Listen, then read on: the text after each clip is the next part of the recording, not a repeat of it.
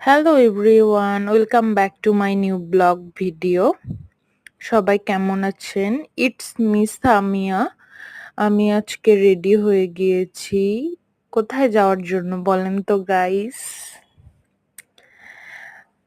আজকে আপনারা বলবেন আমি কোথায় যাব, গেস করেন তো। আমার ভিডিও যারা যারা দেখেন গেস করেন আমি আজকে কোথায় যাচ্ছি।